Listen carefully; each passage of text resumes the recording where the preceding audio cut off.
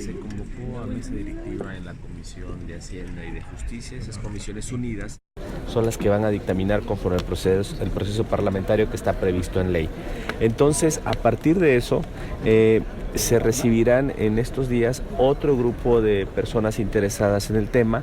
La semana pasada recibimos el Consejo Coordinador Empresarial, recibimos también a la Canacintra, recibimos a algunos especialistas, vino también el Procurador Fiscal de la Federación y vino la titular del SAT. Tuvimos un diálogo bastante importante, intercambiamos opiniones sobre algunos temas, algunos datos que ellos tienen, se les esclarecieron algunos otros temas que tenían ellos, como por ejemplo el tema de las operaciones simuladas y las llamadas facturas falsas va dirigido muy claramente a empresas factureras, a grupos criminales que se dedican solo a hacer eso. Tenemos conocimiento que existen grupos o células que tienen 1.500 empresas constituidas que solo se dedican a facturar entre ellas y a vender facturas a otras empresas, generando un fraude bastante importante de miles de millones de pesos al fisco federal.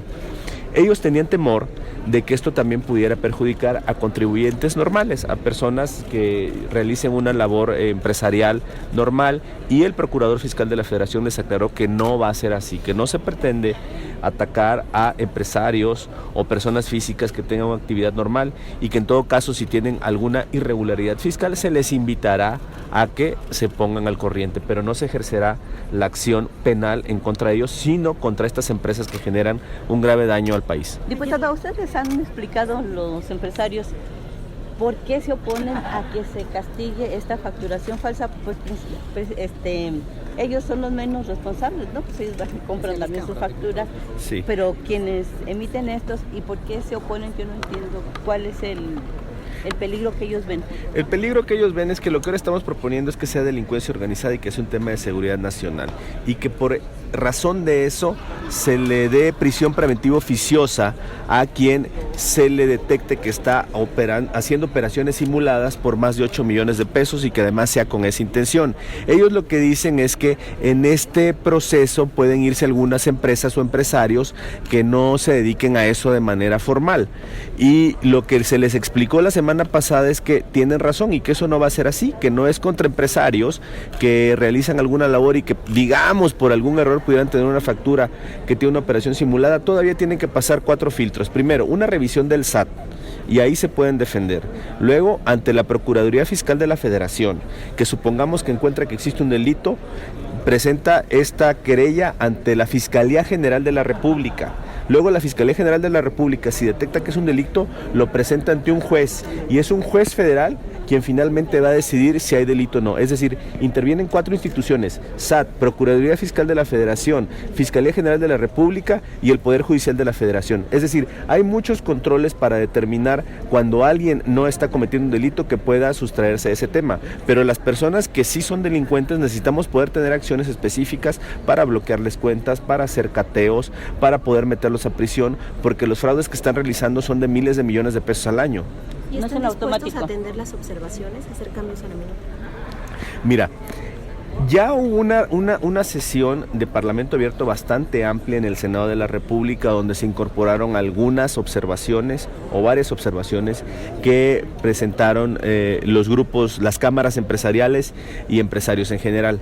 Ahorita lo que estamos viendo es de qué manera podemos aclarar o comentar con la ciudadanía que este no es un tema de persecución fiscal para las personas normales. Si es un tema de persecución a delincuentes, sin duda, y vamos contra ellos, pero no es un tema para todos los contribuyentes. Entonces yo creo que es un tema más de comunicación y de aclarar, pero seguimos abiertos al diálogo para poder sacar este tema la próxima semana. Diputado, aquí en este caso podría dársele, por ejemplo, cursos de capacitación a los administradores, a los contadores, precisamente para que ellos, a lo mejor se les hace fácil conseguir una factura falsa y meterla sin el consentimiento, sin el conocimiento del dueño de esta empresa.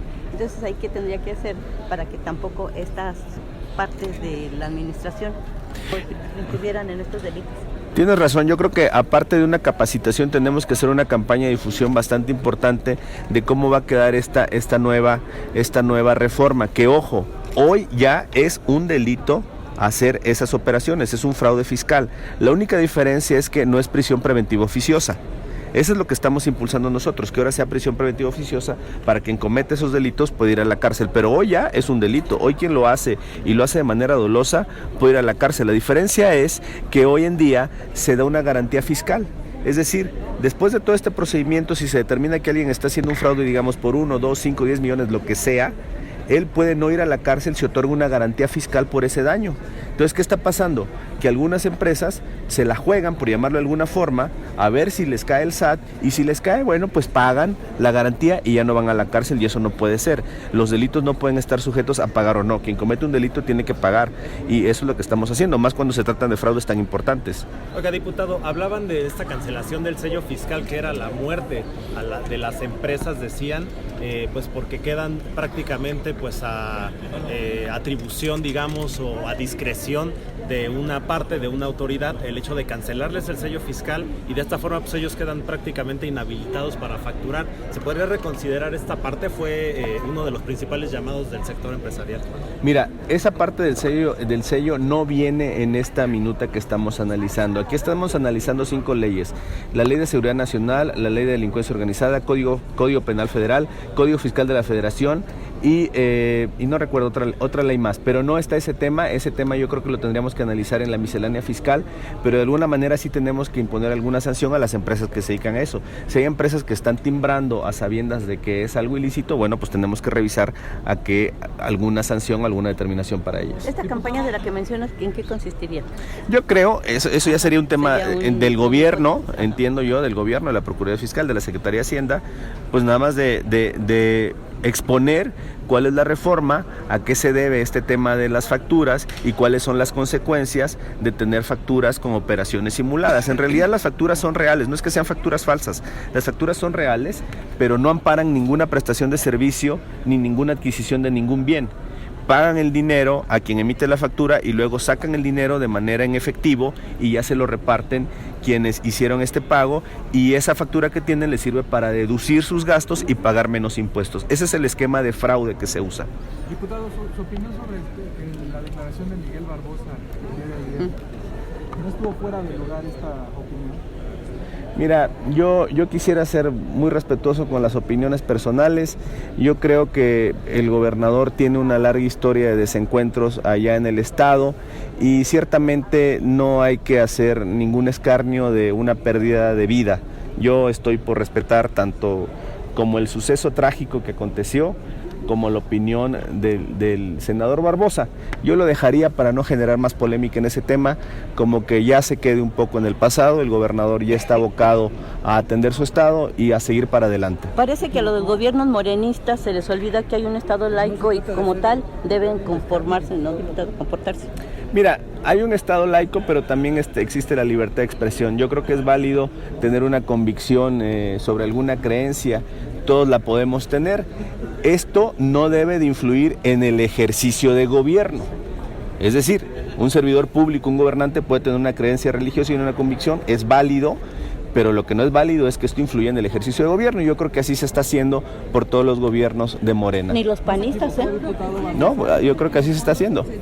Diputado, ¿no se equivocó Miguel Barbosa al declararlo de esa manera? Mira, no quisiera yo juzgar la opinión de Miguel Barbosa, yo quisiera que fuera un tema del índole local, y yo preferiría omitir ahí mi opinión sobre ese tema. Gracias, diputado. Gracias. La atención, ¿no? Si es motivo para que se le llame la atención.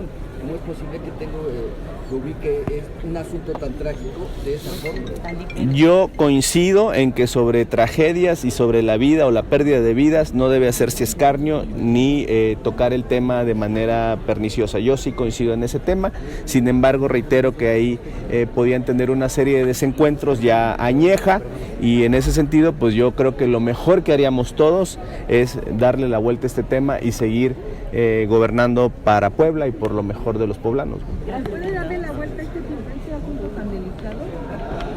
Pues dársele la vuelta, mira, fue un accidente, hasta el momento todo indica que fue un accidente. Mientras no haya ninguna otra opinión sobre no podemos afirmar lo contrario, entonces no hay que especular. Gracias a ustedes.